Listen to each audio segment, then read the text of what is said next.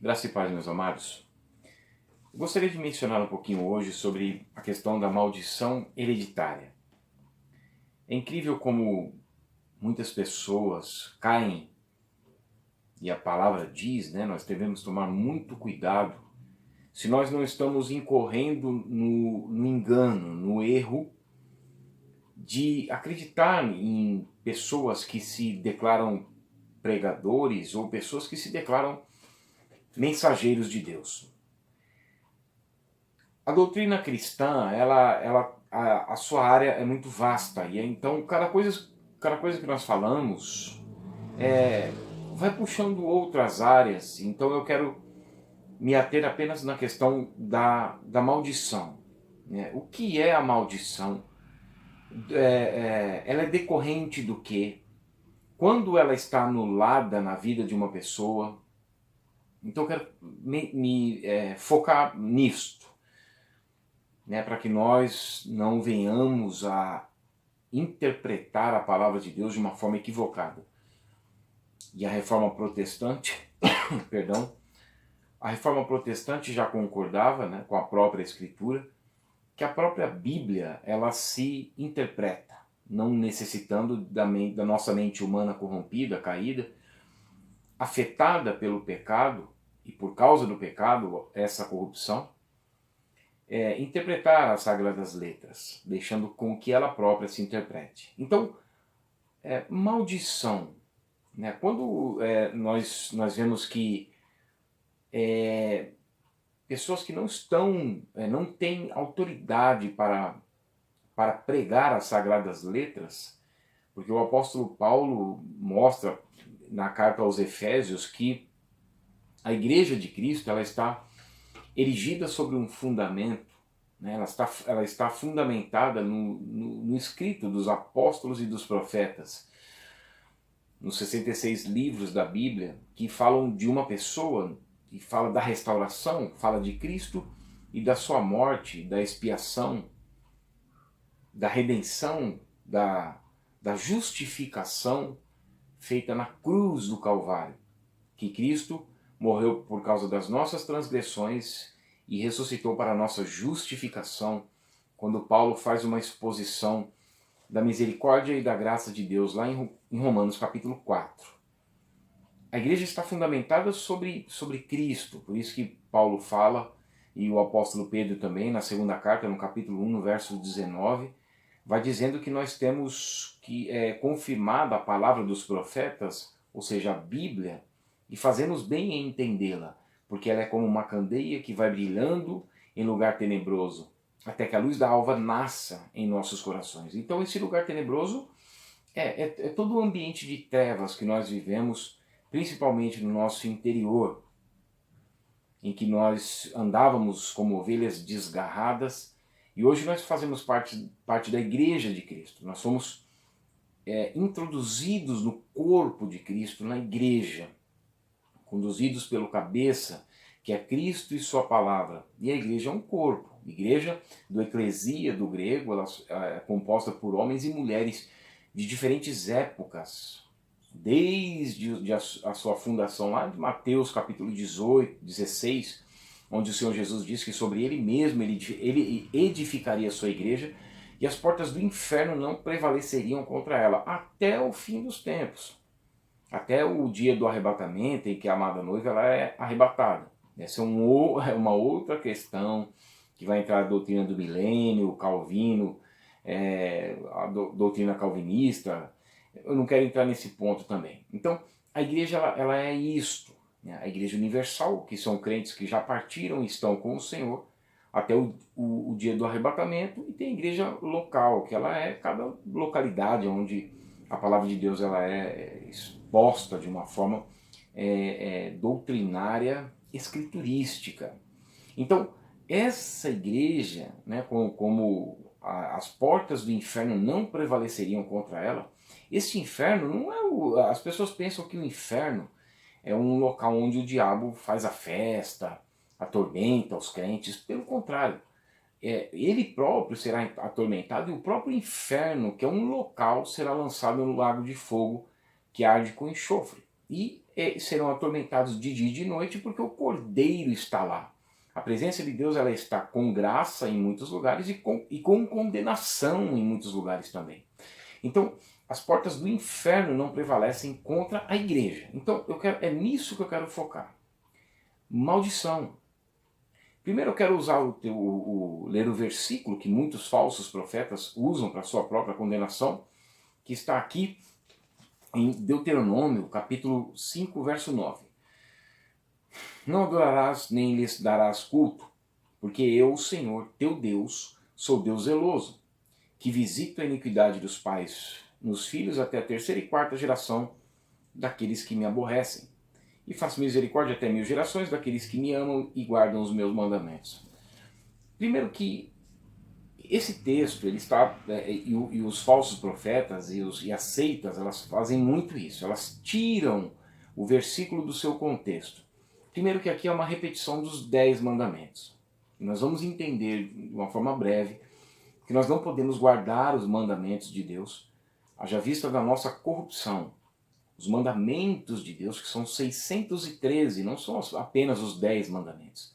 613 ordenanças, que é o padrão moral de Deus, de vida que agrada a Deus, para que e quem faz isso é considerado perfeito. Paulo fala que a lei é boa e ela é espiritual, lá em Romanos capítulo 7, no versículo 14. O problema é que nós somos carnais e corrompidos. Então a lei ela vem com uma questão de reforçar o pecado e a força da condenação. Paulo fala isso lá em Colossenses capítulo 2, no versículo 14, quando vai dizendo que toda cédula de dívida que estava no nosso meio e que era contrário a nós por meio das suas ordenanças, Cristo removeu inteiramente do nosso meio e cravou na cruz a condenação por causa do pecado.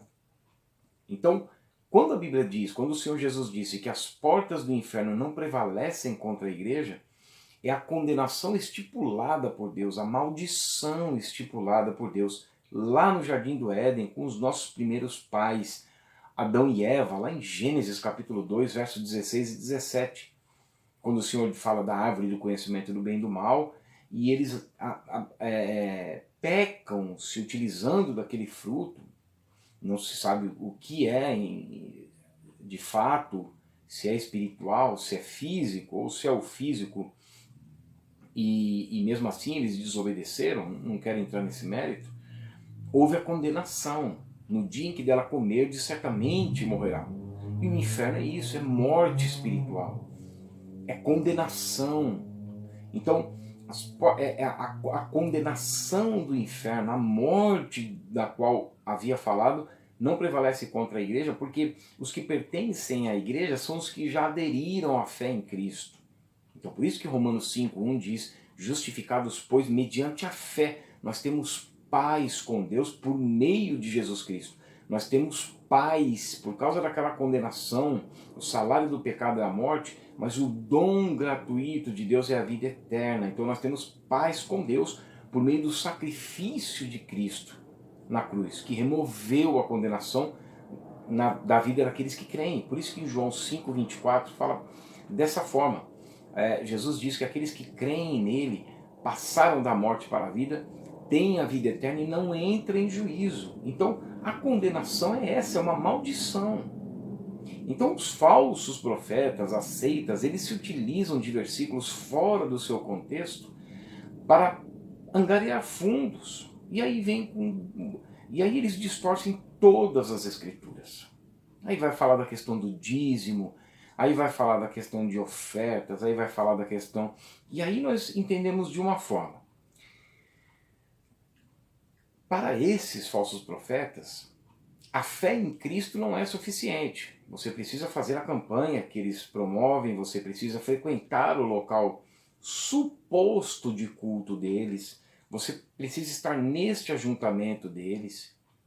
Né? E aí o apóstolo Paulo chama isso de carnalidade, porque eles vão apresentando diversas formas da pessoa se libertar dessa maldição hereditária, mesmo o Senhor mostrando lá do cego, que não foi porque os pais dele pecaram, ou alguém tivesse pecado, é para que a glória de Deus se manifestasse.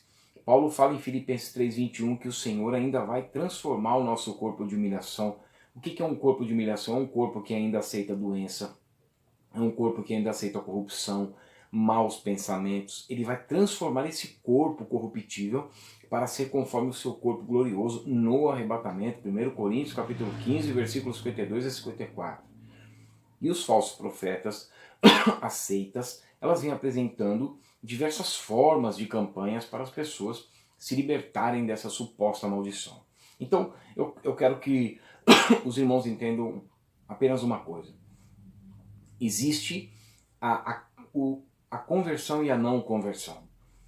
Lá em Atos 3:22, quando o escritor cita o que disse Moisés, falando que nos dias, há 2000 anos atrás, Deus suscitaria um profeta semelhante a Moisés, e toda alma que não ouvisse esse profeta seria exterminada, ou seja, amaldiçoada, permaneceria na maldição. Essa maldição é a condenação. Então não foi o que o seu pai fez, não foi o que o seu antepassado fez. Isso independe, isso está totalmente fora de questão. A questão é, você vai se converter a Cristo ou não? Se você não se converter a Cristo, o pecado permanece. O pecado original lá no Jardim do Éden, condenação. O que vai adiantar? Então, agora, se você se converte a Cristo, a Bíblia diz em Gálatas 3:13 que Cristo nos resgatou da maldição da lei. A lei é boa e espiritual, nós somos carnais, então a lei vem para reforçar o pecado. A lei vem para expor a nossa incapacidade de salvação, portanto, direcionados à ira de Deus. Então, essa é a questão. Lá em Ezequiel 18:20, vai falando que a alma que pecar, essa é que vai morrer. Cada pessoa é responsável por si mesmo diante de Deus, como fala lá em Romanos 14:12, que todos nós vamos comparecer individualmente perante Deus para prestar contas, como fala lá em Hebreus capítulo 4, verso 12 e 13, quando fala que a palavra de Deus é viva e eficaz, é mais cortante que uma espada afiada de 2 gumes, ela é apta e capaz de discernir os pensamentos e propósitos do coração, para dividir alma e espírito, aí entra na tricotomia bíblica, juntas e medulas, na questão física, o soman, né, onde a Bíblia diz lá em 1 Tessalonicenses 5:23, que nós devemos conservar o nosso corpo, alma e espírito íntegros na presença de Deus só pela palavra de Deus, o soman, que é a carne, o pneuma, o ruach, que é o espírito, que é o fôlego de vida, que quando nós morremos esse fôlego volta a Deus, então permanece a alma, que é o nefesh e o psique, né? O nefesh do hebraico e o psique do grego, que é o centro das nossas emoções, porque Deus sopra nas narinas de Adão o fôlego de vida, o ruach, o pneuma, e ele passa então a ser uma alma vivente que é indestrutível e eterna. Então tem 2 destinos para essa alma, ou céu ou inferno.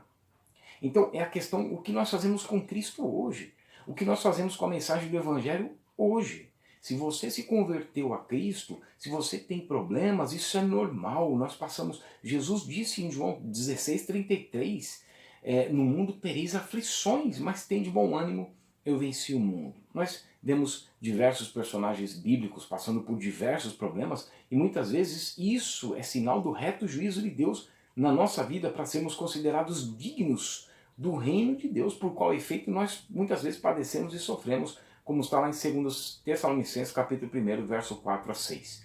Então, se você passa por dificuldades, se você está passando por lutas, até mesmo por doenças, até mesmo por enfermidades, por problemas financeiros, isso não quer dizer, se você é um cristão verdadeiro, se você medita nas Escrituras, se você se converteu a Cristo, se você luta para andar com Deus, você pode ter certeza absoluta que não existe nenhuma maldição na sua vida, como está em Romanos 8:1.